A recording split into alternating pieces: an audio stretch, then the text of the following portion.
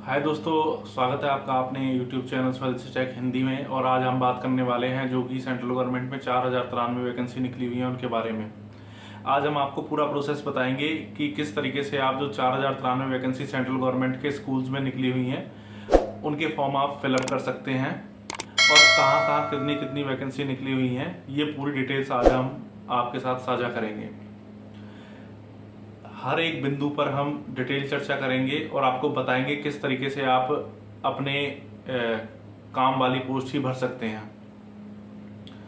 एक और सर्विस जो कि हमारे चैनल द्वारा प्रोवाइड कराई जाती है उसके बारे में भी मैं आपको अवगत करा देता हूं कि अगर किसी के पास अपना फॉर्म डालने का टाइम नहीं है तो वो हमारी हेल्पलाइन नंबर पर कांटेक्ट करके अपने डॉक्यूमेंट और रिलीवेंट फीस पे कर दें तो हम उनके बिहाफ पे उनका ऑनलाइन फॉर्म भर देंगे और उनको पीडीएफ उनके व्हाट्सएप मोबाइल नंबर पे और जीमेल पर भेज देंगे।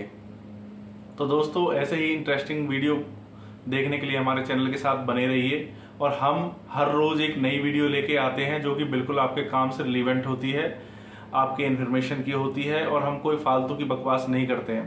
तो दोस्तों, आगे चलते हैं वीडियो में और देख लेते हैं कंप्लीट डिटेल्स कि आपको क्या क्या डॉक्यूमेंट्स की आवश्यकता होगी, कितनी एज होगी, क्या पे बैंड है, कौन कौन सी वैकेंसीज निकली हुई हैं।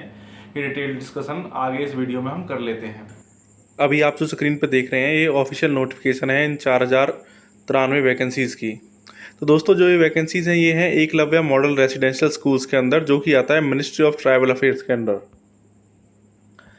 तो ये एक डिटेल्ड गाइडलाइन और इन्फॉर्मेशन बुलेटिन है जो कि मैंने इसकी वेबसाइट से डाउनलोड किया है। मैं इस वेबसाइट का लिंक आपको अपने डिस्क्रिप्शन में भी दे दूंगा इस वीडियो के, और डिटेल्ड जो नोटिफिकेशन है उसका लिंक भी आपको दे दिया जाएगा।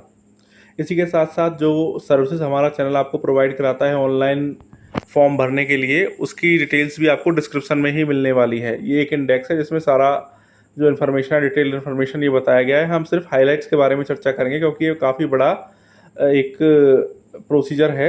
इसको डिस्कस करने में कम से कम 20 से 30 मिनट की वीडियो बन जाएगी, तो हम 3 या 4 मिनट में इसको पूरा कवर करेंगे। तो दोस्तों, इंट्रोडक्शन मैं यहाँ करा देता हूँ। ये एक national education society for tribal students है।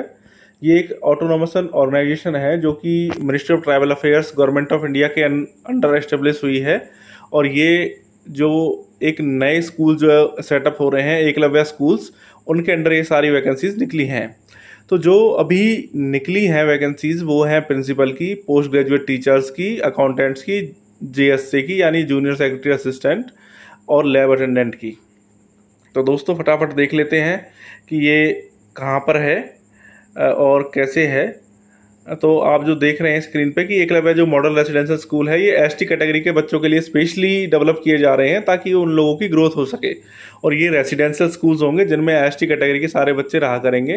तो वहीं के लिए ये सारी रिक्रूटमेंट चल रही है। ये schools all over India setup किए जाएंगे। तो फटाफट देख लेते हैं इम्पोर्टेंट डेट्स। जो online submission of application form है वो 31 जुलाई तक भरे जा सकते हैं और जो फ़ी पे करनी है वो ऑनलाइन मोड में ही पे करनी है। तो प्रिंसिपल के लिए आपको 2000 पे करने पड़ेंगे, पीजीटी की पोस्ट अप्लाई करने के लिए 1500 रुपये, और नॉन टीचिंग स्टाफ जेएससी और लैब टेक्नीशियन के लिए, अकाउंटेंट के लिए आपको 1000 रुपये पर एप्लीकेशन पे करने पड़ेंगे। अभी कोई date downloading of admit cards की नहीं आई है और एग्जामिनेशन की डेट्स भी नहीं आई है। ये जब भी आएंगी तो आपको नेक्स्ट की वेबसाइट देखते रहना पड़ेगा और हम भी इस पर ध्यान रखेंगे। जब भी आएंगी तो हम आपको वीडियो बना करके डाल देंगे। ड्यूरेशन ऑफ एग्जामिनेशन 180 मिनट्स का यानी 3 घंटे का टीचिंग स्टाफ के लिए पेपर होने वाला है और 150 मिनट्स का नॉन टीचिंग स्टाफ के लिए यानी 2.5 घंटे का नॉन टीचिंग स्टाफ के लिए पेपर होने वाला है। सेंटर ऑफ एग्जामिनेशन जैसा कि आपको एडमिट कार्ड पर दिखाया गया होगा वैसा ही होगा। मेरा मानना ये है कि इसके जो सेंटर ऑफ एग्जामिनेशन होंगे वो ऑल ओवर इंडिया में होंगे क्योंकि ये ऑल ओवर इंडिया लेवल की वैकेंसी है। और क्वेश्चन पेपर डिस्प्ले और declaration of computer based test result और शेड्यूल फॉर इंटरव्यू, सारी चीज़ें आपको नेस्ट की वेबसाइट से ही मिलेंगी। तो दोस्तों, ये कुछ और इंस्ट्रक्शंस हैं, ये आप अपने डिटेल्ड जो मैं आपको एक लिंक देने वाला हूँ उसके थ्रू भी पढ़ सकते हैं। और चलते हैं अब आगे। तो अब हम यहाँ टोटल वैकेंसीज देखते हैं कितनी वैकेंसी है। प्रिंसिपल की 303 वैकेंसीज निकली हुई हैं, 303 दोस्तों। और पीजीटी की 2266 वैकेंसीज निकली हुई हैं, अकाउंटेंट की 361, जूनियर सेक्रेटरियल असिस्टेंट जेएसएस की 759, यानी ये क्लर्क लेवल की वैकेंसीज होती हैं जेएस से।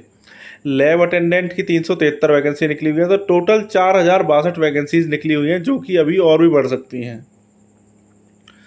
तो कैटेगरी वाइज जो अपनी पोस्ट निकली हुई हैं उन सबके कैटेगरी वाइज प्रिंसिपल की पोस्टों का विवरण यहाँ दिया हुआ है।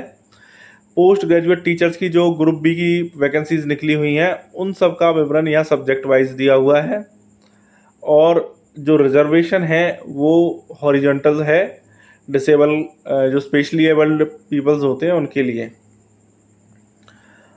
अभी जो आप सामने देख रहे हैं post graduate teacher third language group B की वैकेंसीज हैं, जो अलग अलग जो रीजनल लैंग्वेज है उसमें निकली हुई हैं, उनका डिटेल ब्रेकअप आप सामने अपनी स्क्रीन पर देख रहे हैं। तो नॉन टीचिंग पोस्ट की बात करें तो नॉन टीचिंग पोस्ट निकली हुई है जूनियर सेक्रेटरियल असिस्टेंट, अकाउंटेंट और लैब अटेंडेंट।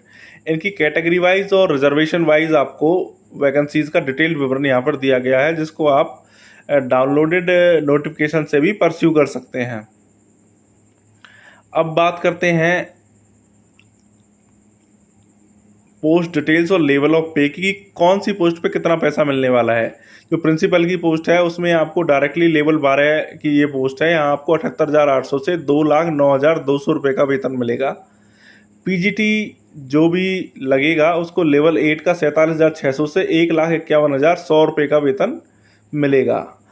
अकाउंटेंट की वैकेंसी पर लेवल 6 का 35,400 से 1,12,400 का वेतन आपको मिलने वाला है। जेएससी के लिए लेवल 2 का वेतन मिलेगा, जो कि 19,900 से 63,200 होएगा। लैब अटेंडेंट के लिए लेवल 1 का 18,000 से 56,900 तक का वेतन यहाँ मिलेगा। मैं आपको बता दूं ये सारे लेवल ऑफ पे 7th पे के अकॉर्डिंग हैं। Scheme of examination, mode of examination OMR based रहेगा, पेन पेपर मोड रहेगा। और choice of medium of question paper, exam paper दोनों में आपको मिलेंगे, हिंदी और इंग्लिश। तो एग्ज़ाम पैटर्न जो रहने वाला है प्रिंसिपल के लिए वो 130 मार्क्स का रहने वाला है, और 20 मार्क का कॉम्पिटेंसी टेस्ट होएगा, और 40 मार्क्स आपको इंटरव्यू के मिलेंगे। सिलेबस आप अपनी स्क्रीन पे देख रहे हैं। पोस्ट वाइज सिलेबस इस डिटेल नोटिफिकेशन में दिया हुआ है, मैं आपको ये लिंक शेयर कर दूंगा जहाँ से आप ये डिटेल नोटिफिकेशन देख पाएंगे। तो दोस्तों अब बात करते हैं आगे चल के सिलेबस ऑफ एग्जामिनेशन की। हमने अभी बात करी, तो आगे हम बात करेंगे कि ये क्वालिफिकेशन इनके लिए क्या क्या चाहिए। तो क्वालिफिकेशन जो हमें एलिजिबिलिटी और क्वालिफिकेशंस हैं वो पोस्ट वाइज ये हैं। प्रिंसिपल के लिए एज लिमिट 50 ईयर्स की है, और एसेंशियल क्वालिफिकेशंस मास्टर डिग्री और बीएड डिग्री होनी चाहिए, और कम से कम 12 साल का एक्सपीरियंस प्रिंसिपल की पोस्ट को अप्लाई करने के लिए चाहिए। डिजायरेबल है experience of working in A fully residential school, proficiency in English, Hindi and regional language, working knowledge of computers. ये प्रिंसिपल के लिए एलिजिबिलिटी क्राइटेरिया और क्वालिफिकेशन थी। तो पीजीटी के लिए जो मैक्सिमम एज है वो है 40 साल की, और एज रिलैक्सेशन जो भी SC ST OBC को सेंट्रल गवर्नमेंट के अकॉर्डिंग मिलता है वही मिलेगा। और जो 55 साल तक की एज का रिलैक्सेशन दिया गया है EMRS एम्प्लॉयज़ को, जो ऑलरेडी काम कर रहे हैं उन लोगों को, जो संविदा आधार पर काम करते हैं उन लोगों को 55 साल तक की एज का ऑप्शन दिया गया है। पीजीटी के लिए एसेंशियल क्वालिफिकेशन है master degree in relevant subject, और उसके अलावा बीएड। तो पीजीटी कंप्यूटर साइंस के लिए एज जो तय की गई है वो है 40 साल की, और एसेंशियल क्वालिफिकेशन है MSc कंप्यूटर साइंस से या IT से, MCA किसी रिकॉग्नाइज यूनिवर्सिटी या इंस्टीट्यूट से, या फिर ME और MTech किसी रिकॉग्नाइज यूनिवर्सिटी और इंस्टीट्यूट से। तो अब आगे बात करते हैं नॉन टीचिंग पोस्ट की। ये है अकाउंटेंट की पोस्ट। अकाउंटेंट की पोस्ट के लिए आपकी एज 30 साल से ज़्यादा नहीं होनी चाहिए, और आपके पास कॉमर्स की डिग्री होनी चाहिए। ऐसे ही JSC के लिए आपकी एज 30 साल से ज़्यादा नहीं होनी चाहिए। एज रिलैक्सेशन जो SC ST OBC को मिलने वाला है वो गवर्नमेंट ऑफ इंडिया रूल्स के हिसाब से मिलेगा, और इसके लिए आपको मिनिमम 12वीं पास होना चाहिए, और आपको कंप्यूटर स्किल्स आपके पास होने चाहिए, जिसमें आपको 35 वर्ड या तो इंग्लिश में लिखने की टाइपिंग होनी चाहिए, या 30 वर्ड हिंदी की टाइपिंग होनी चाहिए।